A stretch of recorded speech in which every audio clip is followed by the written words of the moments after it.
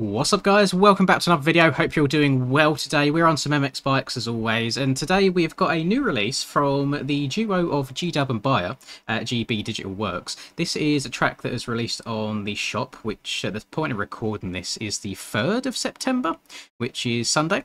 Didn't know it was coming, to be honest. I mean, those guys, they do tend to hit themselves a little bit, so no work in progresses I saw of, and it's always nice when I load up the shop and I see something that I had no idea was in the works. So what this is Star West MX Park, and it's based on the real place, Star West, which I believe is located kind of California-ish area. And as I flow around here, what I didn't realise is I've actually ridden this track before. Not in MX Bikes, but in Track Day R.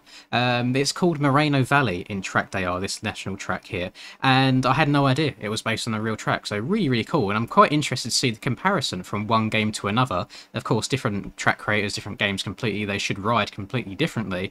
But it's nice kind of knowing the layout before I get into it. And it's not just a national track. If I fly up and over this direction as well, we've got two Supercross tracks. We have a west and an east track. There's not too much description on each of those, but I do like my Supercross, so we're definitely going to try both of these out as well. I am riding today the Honda Factory 254 stroke bike. I've just been really enjoying it recently. That's just vibing with it quite a lot. Good fun. And luckily one of the stock skins comes with an FXR logo on the side of it, so it suits me perfectly. So enough waffling, let's get into it and see how the track flows. If you've been putting off buying that new MX gear, or you're just looking for some new daily MX related clothing, then head on over to fxrracing.com. Code MXPR_Lins15 at checkout will give you 15% off all motocross and lifestyle products. This code is applicable to the European, Swedish and Norwegian websites, not Canada or the USA. And whilst I've got your attention, you may as well subscribe to the channel. It's just one click of a button and it puts a big old smile on my face. Hope you enjoy the rest of the video. Right, so let's see what this all entails then. So as I said in the intro, I'm riding this Honda 454 stroke. It is one of the factory bikes, got the FXR skin on it, so lovely stuff. And I've been vibing with it a lot recently. Thank you everyone that watched yesterday's video on Helmachine Snake Pit track, which should be releasing today as you're watching this actually. So good. Oh my. Okay. We'll carry on. That happens far too much in these videos. I always see people commenting saying, oh, he just landed a backflip and a front flip and carried on riding as if it was nothing. I've got 2,600 hours in this game at this point. It doesn't surprise me anymore. It happens all the time, so that's why you don't get much of a reaction out of me. But I've been really vibing with this 4-stroke. I've been playing Helmachine Snake Pit quite a lot since making that video, and just trying to learn all of the ins and outs of the bikes and how they whip, etc. Bearing in mind all the weight of it and centre of gravity is all completely different to the OEM bikes I'm used to. So a lot of time I just end up doing oppos without meaning to. As someone that's never been able to oppo before, it's nice to finally have the ability. But yeah, let's get back onto the track. One thing I will really praise this track on, if I come to a stop so YouTube can do it justice, look how detailed the ground is. It's actually so pretty. I'm surprised that it doesn't cause me any FPS issues at all. I have no idea what resolution this is all in, but from just the actual texture itself down to the norms and the reflections on it, just trying to look like tyre tracks or just where it's all loamy and been graded, it looks really, really good. And unfortunately, I've said before on this game, when you do get tracks with really, really good textures on, YouTube tends to do them a little bit dirty because the bitrate just can't keep up. So I thought I'd come to a stop so you can see it properly to hopefully do it some justice, and just give a shout out to the GB Digital Works boys for making a track look nice and pretty. So after the intro, I did do a little bit more reading on the shop post of this. So it's actually located in Paris. So G-Dub, who is part of this G-Dub and Bayer duo for GB Digital Works, was the original creator of that Paris Raceway track that a lot of people really enjoy, me included. It's probably one of the most fun 125 tracks in the entire game. So he likes the Paris area. So apparently this track shut down in the early noughties, the OOs. I never knew of its existence personally. But that's one of the cool things when people go and play really old tracks, is you get to try a little bit of history out in a game that you never would have got to try any other time throughout your life. So, I mean, it seems very straightforward in terms of the layout, having known it already. And it's quite a narrow track, but surprisingly it doesn't feel super tight, even though it's quite low speed, which is a really weird combination as a whole, but so far it feels like they've done a really good job of allowing you to carry a lot of momentum through these tighter corners. Now there's no huge ruts in every single corner. A lot of it's just like a slight banking or one inside rut here and there, but I don't mind that. I don't like when there's 4 different ruts, but only one of them's usable anyway. I'd rather honestly just have an inside or an outside, something that was very, very apparent in yesterday's video on that Snake Pit track. Is majority of corners just had 2 lines, big, massive inside, massive outside, and pick your poison, really. These factory bikes, I have noticed that in like the really, really tight corners, they struggle a little bit, like front end issues or popping out of ruts. So really, the faster you can go and the more outsides you can take, the more they seem to excel, which would mean that this track works quite well overall. And of course, these bikes have a lot of acceleration, so it kind of helps in the tight twisty bits, just getting on the gas front from one corner to another. I'm going to try and switch up my lines all over the place as well, so I'm not taking the same lines all over the place. I don't think we're going to be spinning enough laps on each track for the road to really make any sort of a difference, but for those wondering, that was really nice. I don't know how I managed to not get all sketchy there. The back end just stepped out just a little bit under braking, but enough to set me up well enough for the corner, so it was actually an advantage rather than the hindrance. I got the Aerodom 1.4, so yeah, we're not really going to be doing enough laps for the road to change anything really. And it's a shame that majority of online servers these days are all just on the free tracks all the time, because I'd love to be able to do. I mean, I personally have the ability to do full lobbies on these tracks. I can just add my Discord and throw a server up, but when it comes to public lobby streams, I do get quite a lot of backlash for doing paid tracks. But I like showing my support for the creators, and I mean, there's 2 sides of it. I do get a large amount of the tracks free beforehand, just as like promotion material to do videos on them. This one isn't the case. You know, I paid for this one. It was just on the store without me having any idea about it, and I'm glad I did. I mean, I try to support the creators as much as possible. I have not spoken to GDub or Bayer before ever. I don't think, as I said in the intro, they tend to keep to themselves. I don't think they're part of any massive discords at all, but that's not necessarily a bad thing. You know, they do their own thing, they're probably happy with it. We get nice surprises every now and then out of the blue, and I don't think I've covered one of their tracks since way back, if anyone remembers the Glen Helen track that they done. Probably like a year ago or something at this point. It's been quite a while, but I was a big fan of that. A track that actually is probably going to get better as time goes on, when the bikes in the game gets better and better with hill physics and such. Because I love Glen Helen as a track overall. I just really wish that the hills weren't so funky in this game. But who knows, with updated OEMs coming out in the near future, hopefully, with hill physics being like not completely got rid of. I don't know if that's ever going to be possible without the game itself changing, but with bikes improving, like factory bikes that getting updated and OEM bikes, we should have some of these older tracks that have kind of been done dirty by the game and the physics hopefully coming back to life. I know, especially in that last Donatathon stream that I done with Reese, being in the call, we done a lot of like the oldish style tracks that he was kind of in his prime at back then, like 2 years or so ago. And on these factory bikes, it did bring back good memories of kind of like beta 16-ish days.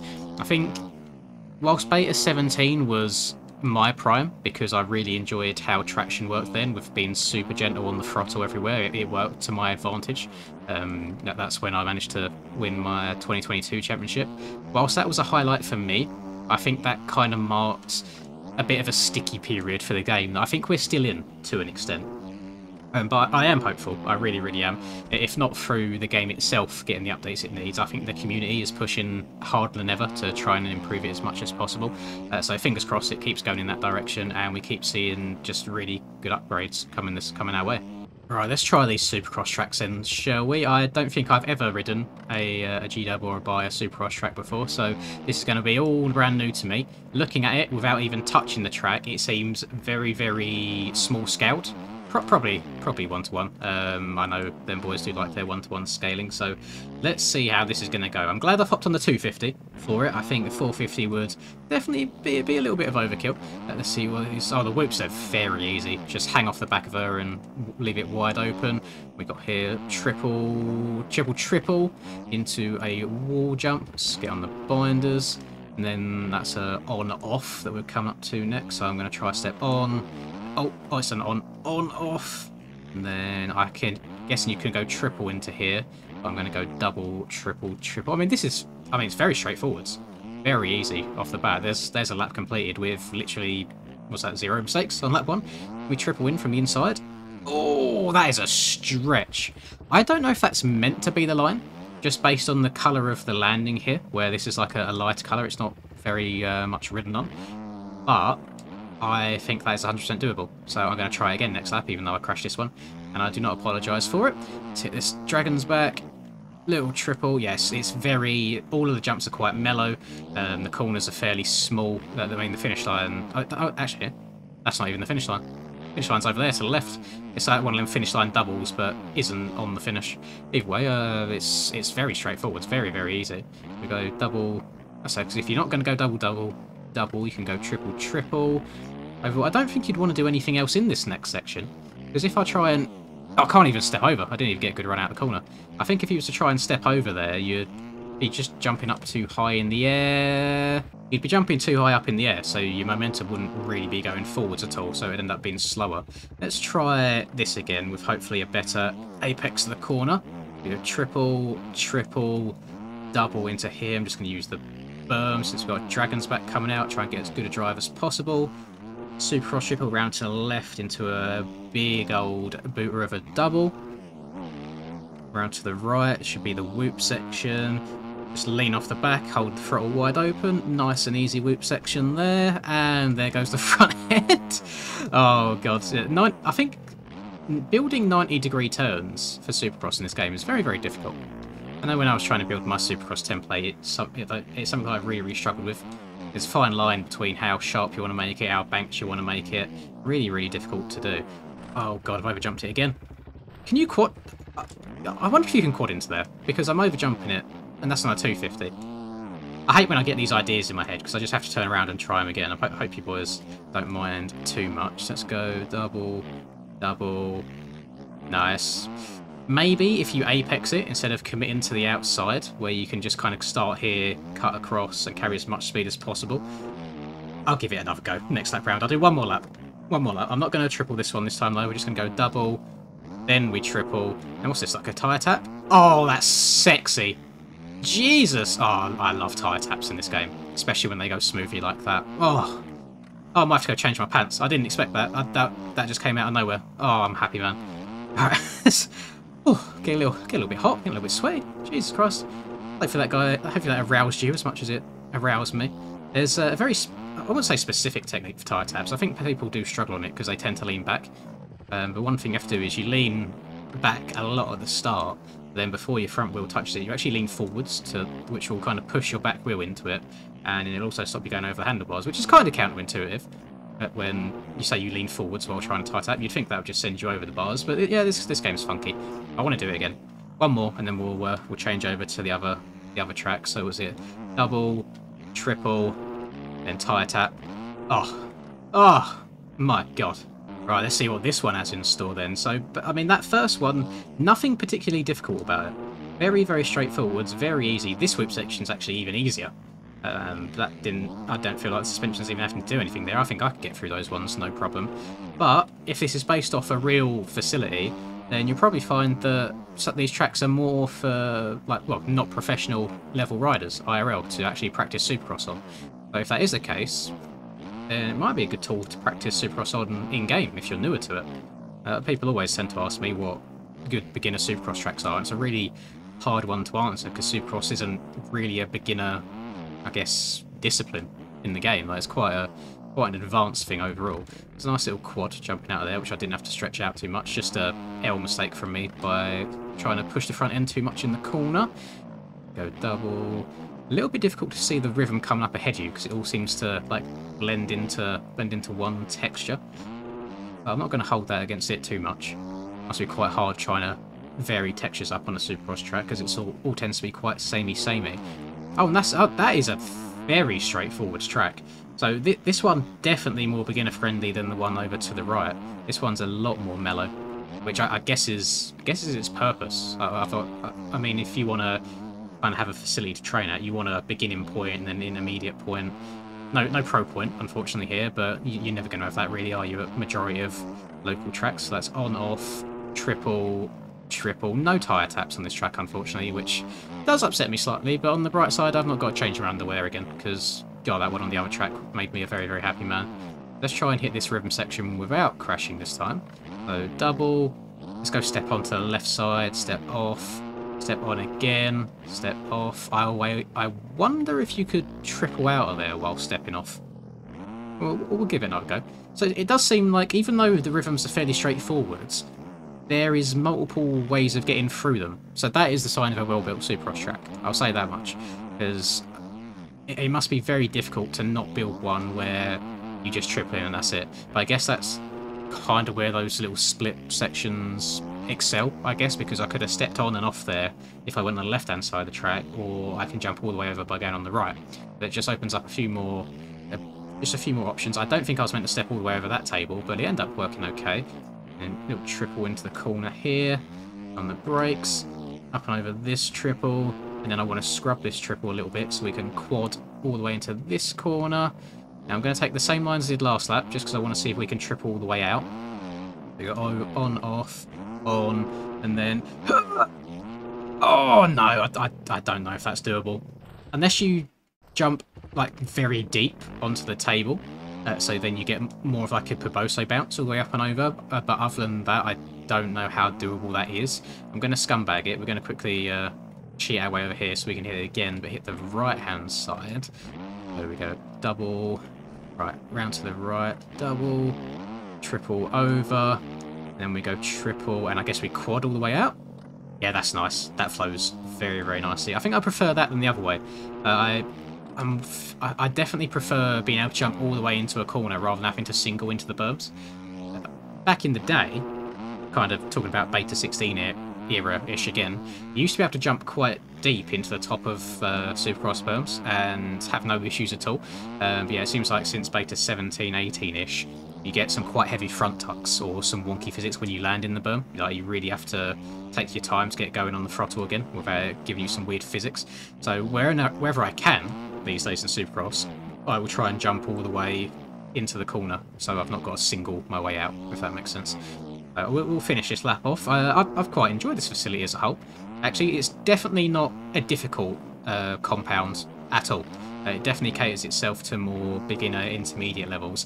But you do need these tracks. Not every track should be really, really difficult to get around. We need tracks of all levels to kind of cater to everybody.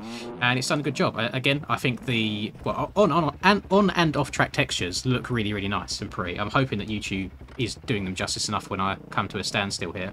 In terms of scenery, it's basically, it's almost the same as the Perris Raceway track that we already have by G-Dub.